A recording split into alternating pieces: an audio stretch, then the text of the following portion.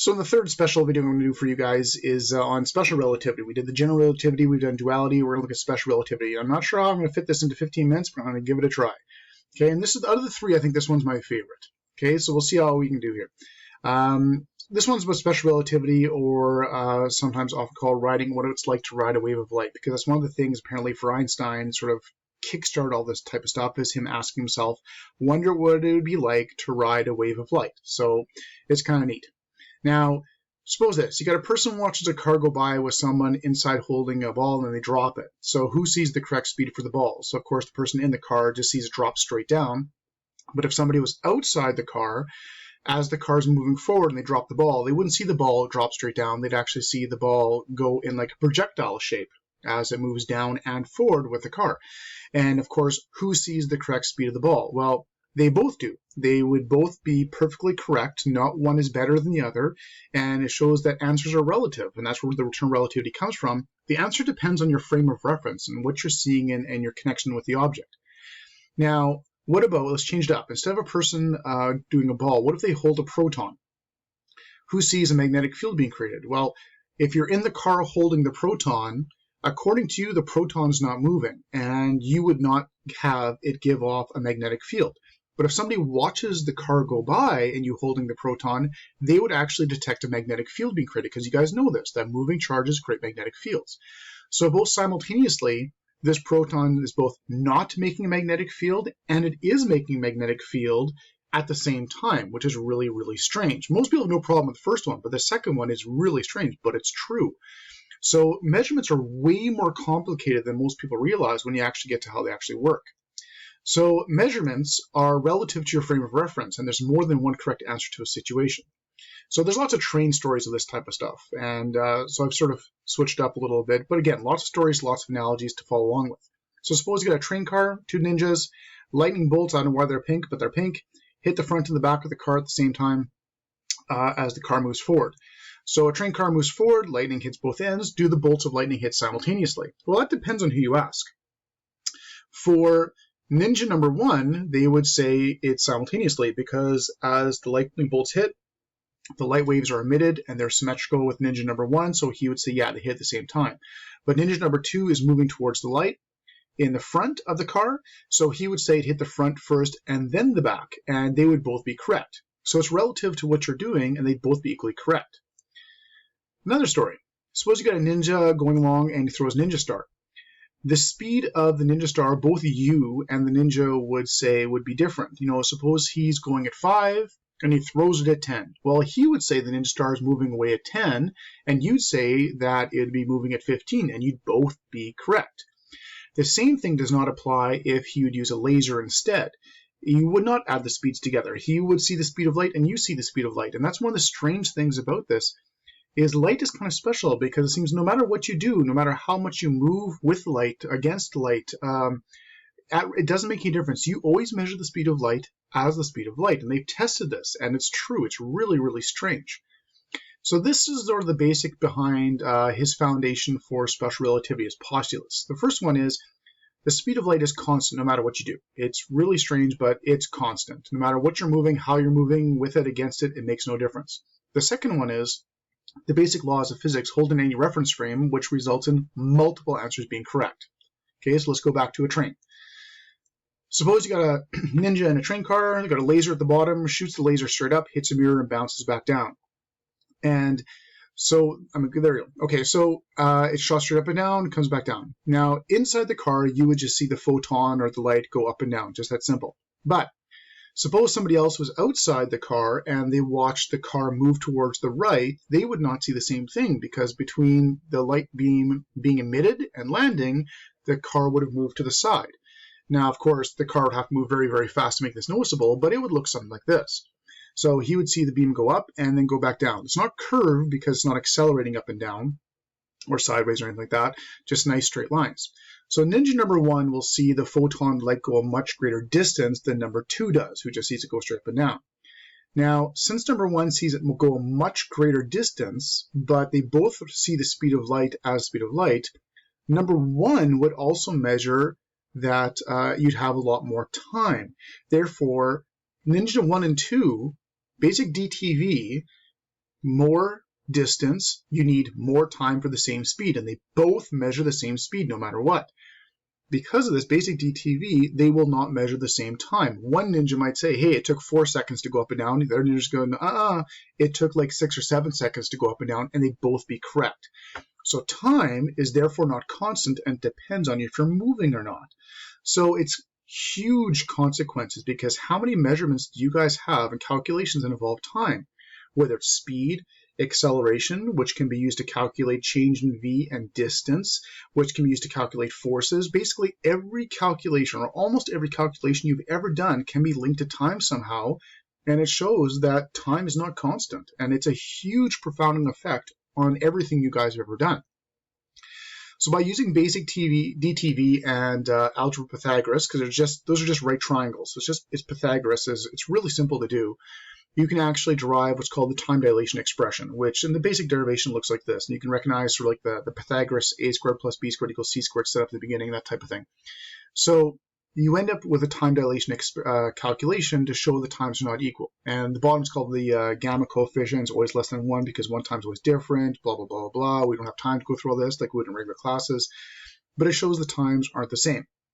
So basically, time goes slower if you're moving is basically what you end up with. Now, it's not that you'd be in slow motion and people see you, like, that's not the way it works. You're basically in a different time, and your time is going differently than other people's time. And the common one for this is the twin paradox story. You take identical twins, you put one into a ship, you blast them off into space. They go really, really, really, really, really fast. Time is different for them. And you say, hey, come back in 5 minutes. And they're like, okay. So they've got a little stopwatch, and they hang around, have a little snack for 5 minutes, they come back in 5 minutes. Well, 5 minutes for them could be 50 years left on Earth. So when they come back, the twin in the spaceship is aged 5 minutes, where their identical twin has aged 50 years on the Earth. And they've had 50 years of experiences and lives and family and jobs and whatever, and they've been waiting almost 50 years for you to come back, and they think you're crazy late, but you're not, because you have different times. So it also shows, if possible, if you actually do approach the speed of light, time could stop for you altogether, like when you go in a black hole and stuff like that. So that's one of the reasons that it'd be bad to go in a black hole or go unbelievably fast.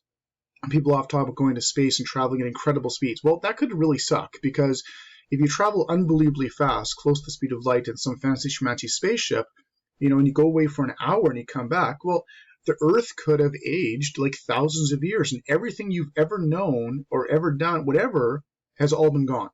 So it's really, really neat how it works. And they've tested this, and they've done atomic clocks on satellites, and they've shown the time difference between things to like billions and trillions of a second. Of course, the major effects, you have to go fast, like crazy fast to notice it, but it does exist. Now, there's other consequences as well. For example, you will shrink, so to speak.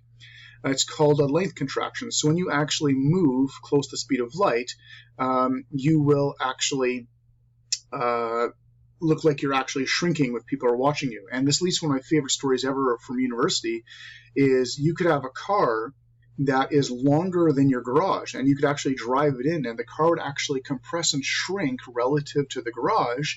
So you could actually have a car longer than your garage actually fit in the garage as long as it doesn't stop moving, which of course is impossible, because as soon as it would stop, it'd be in the same time and length frame, it would expand out and just blow up the wall of the garage. But it's just really, really cool that things actually appear to be squished compared to what they actually are. And there's also effects with mass. Mass is also a factor. As you go faster, your mass will appear to be way more than it actually is. That's why in your book that we've used in that one table of values, it's called the rest mass for proton or rest mass for electron, because as you move, you will act like you are way heavier. And that's where the equals mc squared expression actually originates from. It's not actually the entire expression. There's actually a lot more to it. But that's where that kicks in. So as you move faster and faster and you approach the speed of light, your mass will actually become infinite as the denominator shrinks. And you talk about infinite mass and density, well, then you look at black holes and that type of stuff. So one of the big things about this, mass was redefined with relativity. And since your mass changes as you move, this change in energy, that's what kinetic energy actually is. So when you're still, you have mass energy, and when you move, your mass energy changes. This change in mass energy is what's called your kinetic energy. And if you take that formula I showed you before, this is the full expression. There's your equals mc squared. It's not actually by itself. It has all the other stuff with it. But if something's not moving, all those v's become 0, and you're left with an equals mc squared, which a lot of people know. But if you take normal stuff, like normal motion, you probably recognize the second term. There's your 1/2 mv squared right there. And most things travel so slow to the speed of light. So everything, the third term and on, you take the v divided by the c, pretty much everything third term and on is basically 0. And you're left with that 1/2 mv squared. And that's why it still works for all the basic mechanics you guys have done. So when you move slow, only the first motion term actually matters. Everything else is basically 0, and you still get the 1/2 mv squared classic expression. So, do you think physics is easy? Well, it gets more complicated as you do fancier stuff. What's crazy is Einstein predicted all of these variations in quantities, which were always considered stable decades before we could actually test them. And they're still testing them. They're still trying to figure out how to make labs to actually test this stuff. It's crazy. We're super lucky that we can't approach the required speeds to make anything significantly noticeable for us. So all of our basic calculations are still good. They're good estimates so we can apply them to stuff. That's fantastic. But when you get into the space stuff and the real subatomics, relativistic calculations are taken into account for everything. Otherwise, you'll always be off. Relevance does exist for you guys. For example, electromagnetic force between wires, the relativistic charge density imbalance when current is moving. So when charges are actually moving in wires and stuff like that, you can actually get more or less charge density, which affects current and electric fields and produce magnetic fields and that type of stuff. When current is running through wire for crazy sensitive electronics. Something way more relevant for you guys is for satellites. Without special relativity calculations, specifically like GPS satellites, would be useless because all of their times, they're so sensitive, their times and positions would all be off if we didn't know about relativity. Their calculations would go off by apparently about 10 kilometers per day, and they'd be absolutely useless. They'd have to reset everything every day, but by the end of the day, you're 10 kilometers off. Like GPS would be absolutely pointless. It would not work, and you'd have no idea why. So the relativity calculations are definitely taken into consideration for that, as well as a lot of other satellite stuff. It's really, really, really, really neat how this actually applies. One of the other kind of abstract or other variations of this is that they've linked it as possibly daydreaming. When you daydream, you're in a really boring class. I know that wouldn't be mine, and you start daydreaming, and all of a sudden, boop, class is over, and it feels like 5-10 minutes, and it's actually been an hour. It seems to have gone by so fast. Or when you go to sleep, and you swear you've only been asleep 5-10 minutes, but it's actually been hours. Like, why does it seem like that? Well, one of the ideas is possibly relativity, that when your brain goes into that dozy, sleepy state or the daydreaming state, maybe your brain is, and the process in your brain are going into a different time frame. So maybe what seems like 5-10 minutes in your brain, or maybe even 15-20 minutes, well, maybe because in your brain's time frame, maybe it was only 15-20 minutes, but in the outside other reference frame, it actually has been 5 hours. So there's lots of cool little possibilities and applications and stuff like this, but a lot of it's theory and ideas, which is great, but without relativity calculations, like it's absolutely been proven that, not necessarily that everything's right, but there's definitely something to it. Otherwise, our satellites wouldn't work. Our space travel stuff wouldn't work. Even, like we talk about, the GPS would be useless. So many things that they've measured, you have to take the relativity into it. Otherwise, nothing matches up. Everything would be off, and it just wouldn't work. So there's a super crazy fast crash course in special relativity again. I wish we were in regular class, so we're going way more detail and way more stories and way more stuff for you guys, but at least you have a general idea of how it actually works and a little bit more idea what relativity is. Because like theory of relativity is super famous. E equals mc squared is the most famous formula in the entire world, although almost nobody has any idea what it's actually for. But it's sort of neat how all this type of stuff worked, and this is the type of stuff I took in university that really got me to really, really enjoy physics. But you just have to have a really, really good imagination, really open to the possibilities out there of how things actually work.